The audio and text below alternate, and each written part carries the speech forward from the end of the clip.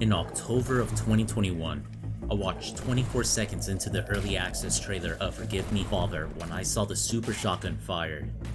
The video was paused and resumed after it was left installing for the purchase. The discount for owning Viscerafest and Dread Templar was the cherry on top. The aesthetic, modern old school combat, and level design were all honed.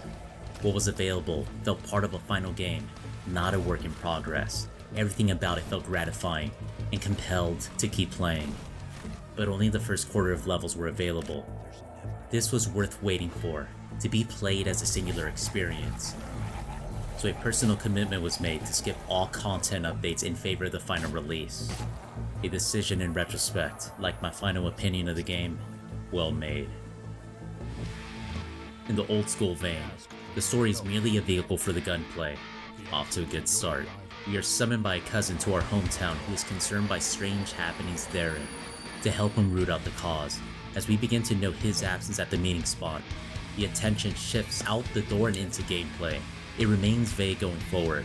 There are objects highlighted story about levels, but most give facts or descriptions, not insight. The cutscenes do the job though in conveying the most important point, the mounting threat we are becoming. And now, you do not have mercy anymore. It took around 10 hours to reach its ambivalent ending, but a story in this genre just needs to match to spark its power trip, and what a delight that journey is.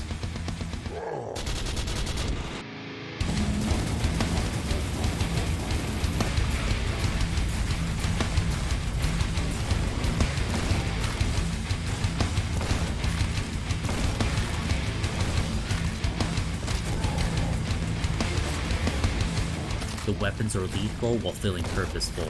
You'll be switching often. Experience is garnered from every kill to go to stat upgrades, or, what came as a welcome surprise, changing a weapon altogether. Say you hate the base Tommy. Would you prefer tuning it or changing it to a new class of weapon? This game affords you freedom in making a build that suits your style, and it prompts it at the start. What differentiates the characters are the abilities unique to each. For instance, the journalist can dilate time to act faster, whereas the priest, an invulnerability window. It doesn't equate to dealing or sustaining more damage, just, hey, would you that or this? Options are never more explicit than that, and it can be frustrating if you feel that you picked wrong. A gun that shoots grenades is awesome in description, but not at the expense of rare ammo in practice. But hey, experiment, and should it suck, reload a quick save, which you make with this guy. Your build won't bar success. The strategies may change, but it'll remain fun. What punctuates these fights beautifully is the music. As a metalhead, when you hear good riffs, you headbang, and I did often. You'll throw yourself amid enemies, entering the fray with abandon. Think of it as a test of all you've learned. Will you live up to the song? You look forward to their groove as you complement their notes with those your guns dispense. It is invigorating. It's the first time in any game that I've heard dissonant guitar notes of the black metal variety too. The only negative is the dynamic use of the soundtrack. It'll fade in and out per the situation, so swiftly going through the horror because the music is that good will leave you with ambience in no time. It's a good thing then that completion of the game unlocks endless mode, that loops the tracks in arenas for some enlightened gaming. Just as the music commands presence, the sentiment extends to the most salient element, the visuals. Pursuing a visual novel or vector art style makes the game stand alone. Its aesthetic is its own and asserts it with confidence. It uses 2D for character models and environmental flourishes, while 3D for environments themselves. It's cohesively striking, especially when the element of light is added. Every frame is densely packed with detail. It would be a disservice if the game engine were not on par. It's great to see that it has decent options and excellent optimization.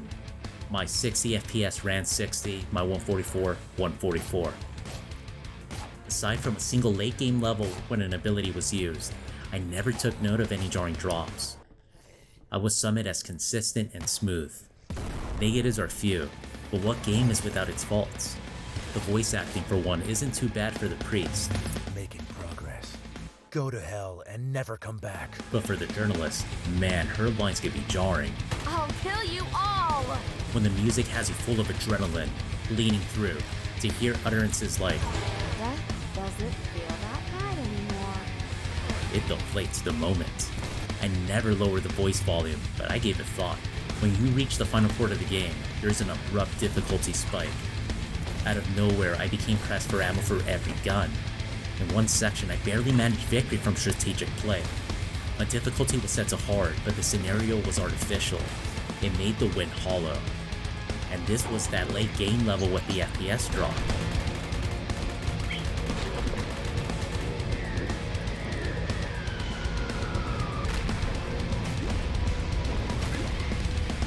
On a lesser note, some levels feel like they end as soon as they start. You're ready to conquer the next area when you encounter the level results screen. I see them patching these issues, but as is, they don't take away from my final impression of the game. Forgive Me Father is a clear recommendation from me. This is caliber modern old school FPS.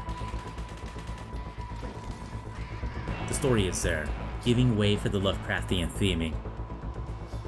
But most importantly, reason to decimate hordes of enemies.